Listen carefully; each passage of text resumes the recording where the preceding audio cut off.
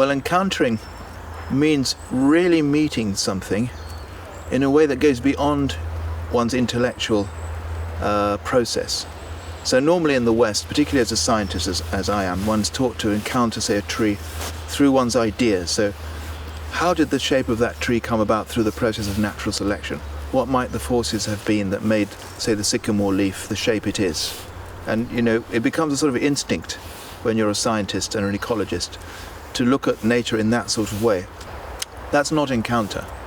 Encounter is when that conceptual structure vanishes and you actually meet the being as the being, coming forth from itself as itself, revealing itself to you in a way that's beyond your intellect, in a way that's much more deeply intuitive and much harder to express.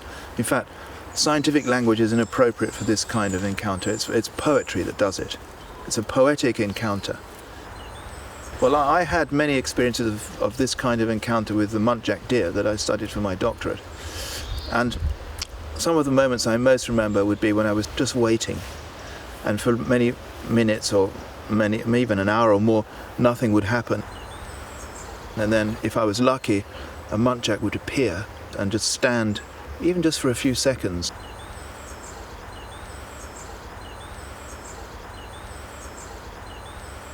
And if I was lucky, it would look in my direction. Then time stood still. Time stopped. And there was this infinite moment of meeting between myself and the muntjac. There was a sense of the being of the muntjac as a revelation, as if some kind of syrupy smoke was moving from the muntjac to me, infusing my whole being with muntjacness. So I could immediately understand the wholeness of the muntjac and how they relate to the entire wood. I could have an intuitive perception of that in that instant, about who the muntjac were as an animal with their own ecological niche in the forest. And it went further than that. I could also get a sense of the ecology of the whole forest. It suddenly came into focus through the being of the muntjac.